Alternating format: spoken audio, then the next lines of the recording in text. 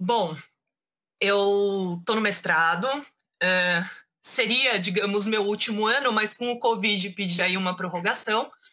Minha orientanda é a professora Vera Ferlini, minha co-orientadora é a professora Joana Monteleone.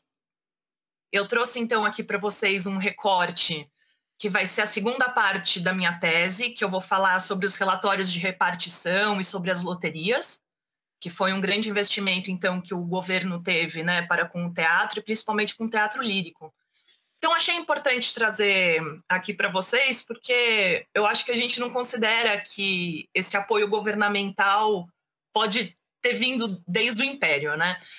Então, para fazer essa discussão aí com vocês, eu trouxe recortes, então, da sessão da Câmara dos Deputados do dia 15 de maio.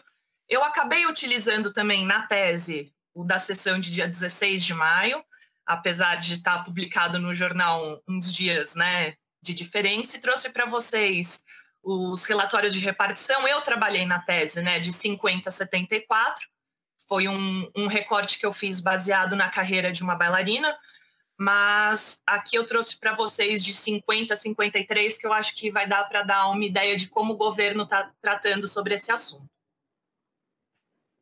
Então, eu quis trazer essa frase que eu achei assim bem emblemática, que aparece na Marmota Fluminense, de 54, que já dá também uma diquinha de que a proposta que estava sendo debatida na Câmara dos Deputados foi aprovada, mas também para a gente entender que essa fase do apoio governamental no teatro era algo de importância para a própria sociedade. Isso daí não era um jornalista escrevendo, estava numa das cartas publicadas. Então, eu fiz esse recortinho, né? Parece indispensável que o senhor ministro do Império entregue os necessários meios para fazer efetiva a fiel observância do contrato, pois que enorme soma de 120 contos de réis que o Tesouro anualmente entrega ao teatro exige da autoridade uma fiscalização zelosa e severa, embora contrarie ou desgoste a quem quer que seja. Então, esse contrato aqui é o que foi aprovado na Câmara dos Deputados, então esse apoio anual que o teatro vai ter, não só o lírico como o dramático. O dramático tem um apoio um pouco menor do que o lírico, e esse contrato de 120 mil contos de réis que o lírico vai ter, deveria ter a observância que esse dinheiro ia ser, né, essa manutenção ia ser feita se o teatro mantivesse 3 companhias, né? Então, a dramática, a lírica e a de baile. O, o que esse leitor, né, ele coloca é que essas 3 companhias não existiriam no nosso teatro, então ele está pedindo aí que as pessoas fiquem um pouco mais em cima. Mas trazendo aqui, então, por que o teatro ia ser importante e por que foi importante, né, para o Império, eu trouxe aqui 2 recortes desse debate da Câmara. O primeiro, o senhor Mendes de Almeida, que é contrário à lei, né, de apoio, e essa segunda pequenininha, que é do senhor Rocha, né, também um outro deputado, se eu não me engano ele é por São Paulo, e eu coloquei, eu acho que é mais especial até o próximo recorte. Mas o que é importante notar nesses 3 recortes é que, apesar de posições opostas, a opinião sobre a importância do teatro se mantém. Então, aqui do senhor Mendes de Almeida, ele fala assim: eu não desconheço, senhor presidente, a utilidade das empresas e que o povo procura distrações. Reconheço, além disso, a importância dos teatros em relação à moral, à arte, ao gosto e glória literária de qualquer país. Compreendo que os teatros podem apurar e corromper os costumes, formar e perverter o gosto, concorrer com outros recursos para a beneficência pública, como tem acontecido em vários países e mesmo aqui.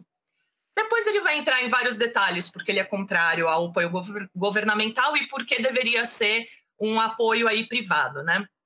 O senhor Rocha aí falando sobre a importância do teatro, e ele vai falar, né, sobre o sustento da necessidade da adoção de lei, porque entendo que é indispensável em uma cidade grande e próspera como a capital do Império do Brasil, que haja estabelecimentos que deem testemunho do grau de sua civilização. Sustento a necessidade que há de que esses estabelecimentos estejam montados de modo que possam fazer honra ao Império do Brasil e inspirar dele alta ideia a estrangeiro que visita sua capital. Eu acho esse recorte muito importante, porque a gente vai entrar em ideias de civilização, o que a gente não pode esquecer, que a partir de 1850, um pouquinho antes, começam a ser criadas, então, pelo governo imperial, instituições culturais para formar uma ideia de nacionalidade brasileira. E o teatro vai entrar nisso, né? Vai entrar como esses estabelecimentos que dão testemunho ao grau de civilização. Não vai ser só importante, então, pelo quesito de educação, né, da moral e dos bons costumes, mas como também um ponto de conexão entre as classes, digamos, ricas, né, aristocráticas, entre os dois países. Mas então, por que então essa subvenção do Estado, né, e as organizações culturais do Império seriam necessidade desse apoio do governo? Então, aqui de novo é o senhor Rocha falando. Senhor presidente, o nobre deputado, e esse nobre deputado é o contrário a ele, né, o Mendes de Almeida, trouxe-nos exemplos de teatros que se mantêm em diversos países sem auxílio algum. Não olhemos para as coisas de fora, devidas às causas que não podemos conhecer ou verificar. Olhemos para as coisas do país. Aqui o que vemos, que não se mantém nenhuma sociedade literária ou científica sem o auxílio do governo. A Academia de Medicina é subvencionada pelo governo. A Sociedade de Agricultura, de Proteção à Indústria Nacional é subvencionada. O Instituto Histórico e Geográfico Brasileiro é subvencionado. E todos que não têm esse auxílio não podem aparecer. Ou se aparecem efêmeros, mostram apenas o esforço da boa vontade não coadjuvada. Todas as empresas literárias e científicas no Brasil definham, morrem, se não têm o auxílio do governo. Logo, como quer o nobre deputado que empresas que exigem avultadas despesas se possam manter em uma independência perfeita da proteção do governo? Isso vai ser fundamental, ainda mais para o teatro lírico, porque as pessoas que iriam frequentar esse teatro, né, os participantes da boa sociedade, seriam por volta daí de 1, 2% da população, né, da corte. Então, o quê? Ao redor de quase 5 mil pessoas, baseada no censo de 1872. E todas as obras líricas num teatro são muito dispendiciosas. Sem o apoio governamental, não seria possível realmente mantê-los. E aí que entra a parte interessante que eu fui procurar e achei nos relatórios de repartição e que eu trouxe aqui para vocês, rapidinho, para também não estourar o tempo, para a gente perceber que eram muitos os investimentos que o governo vai fazer. Então, no relatório de 1850, o ministro vai citar todos os decretos e loterias que já tinham sido feitos até o momento no Rio de Janeiro. Então, ele vai citar esses dois de 37, um do Teatro da Praia de Dom Manuel, depois o do Teatro de São Pedro de Alcântara, e depois em 41 e 46 para o Teatro de São Januário e novamente para o Teatro de São Pedro de Alcântara. Então, vale ressaltar que nessas loterias dos decretos aí de 37 e 38 concedidas ao São Pedro, existe uma observação sobre o uso dos valores, né? Então, ele consta que esse exame não acontece de maneira moral. Então, não se pode compreender os gastos feitos pela administração do teatro, porque apesar do teatro ser governamental, a administração e a diretoria do teatro não era.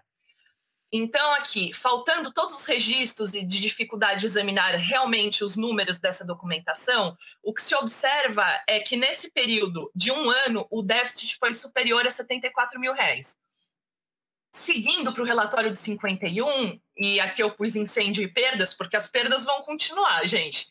O problema de investimentos e gastos do cenário do pós-incêndio, né? Esse incêndio é o segundo incêndio que tem no Teatro São Pedro, que foi o de 9 de agosto de 51, e todo o teatro realmente desaparece.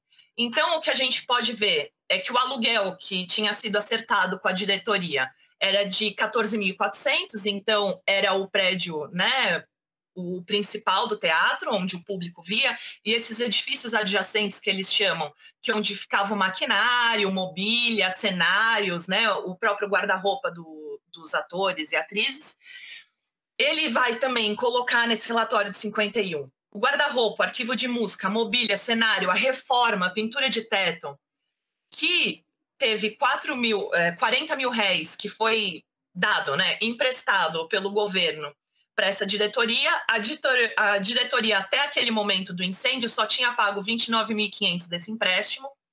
E daí, para a organização das companhias líricas de baile, que foram buscadas na Itália, foi colocada à disposição dessa diretoria R$ 10.000. É interessante aqui ressaltar que eu encontrei depois a documentação justamente de quem foi buscar essa companhia lírica de baile, e o, o representante lá do Brasil, que está em Gênova, fala que ele teve que arcar com os custos da companhia, porque o enviado que foi lá não tinha dinheiro nem para se manter. Então, a gente começa a perceber que tem realmente uma deficiência dessa gerência de dinheiro, né?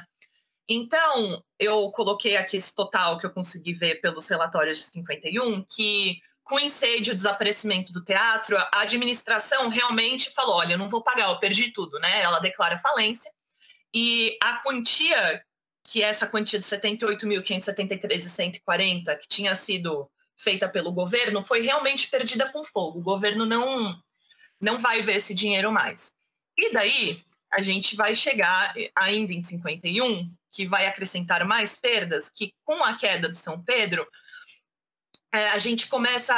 eles começam a pensar o que seria feito. Então, vai se erguer o teatro provisório, e esse teatro provisório vai ser erguido, então, pela diretoria do teatro, que faz um negócio com o governo, que é mais ou menos assim, olha, a gente não vai te pagar o aluguel, você vai pagar para a gente um pouco por mês, e depois vocês ficam com o teatro, que então passa, né, da propriedade privada para a propriedade do governo. Então o governo aceita isso, mas mesmo com todas as apresentações que vão ter no ano, eles não conseguem fechar o balanço e terminam em déficit. E aqui é uma outra parte interessante para a gente ver um pouco o caos dessa organização que tem na época, que antes do provisório, né, ser decidido que ele ia ser construído, se pensaram em utilizar, então, o Teatro de São Januário. O problema era que o teatro era considerado muito antigo, então eles começaram a fazer obras de modernização geral, né, e de decoração, que levou a esses gastos de 100 mil a serem perdidos porque teve essa construção desse novo teatro. Entrando no relatório de 52, o governo começa a tentar gerir esses problemas financeiros, né? Então vai ter o decreto imperial de 24 de abril, que dava um crédito então de R$ 40 mil para cobrir as pendências do teatro. Considerando esses 40 mil, sendo que só 30 foram usados, a diretoria ainda estava com um déficit de 85.304 e esses quebradinhos. Então a gente consegue ver que anualmente o teatro lírico e o teatro dramático não conseguem se manter sem a ajuda governamental. E aqui eu trouxe para vocês, eu que fiz esse mapa, foi um mapa que eu até vou apresentar na minha tese, e pensando aqui no recorte que eu fiz temporal, né? Então vocês conseguem ver todos esses retângulozinhos são os teatros da época imperial, e os que estão em preto são os teatros governamentais. Os em cinza são os privados, e esses que estão um pouquinho rajados também são privados, só que a gente não tinha realmente um endereço fixo, a gente só tinha colocação de ruas, então é uma colocação aproximada. Mas, bom, gente, o que eu queria demonstrar para vocês é que o teatro é algo tão fundamental para esse governo, para essa manutenção de um grau de civilização, para o divertimento da corte, para até produzir uma cultura nesse Brasil do jeito que o governo imperial gostaria, que eles não seguram a mão com dinheiro para realmente manter algo que só cria déficit para os cofres. Então, minha apresentação ficou por aqui, agradeço vocês. Espero que tenha ficado claro.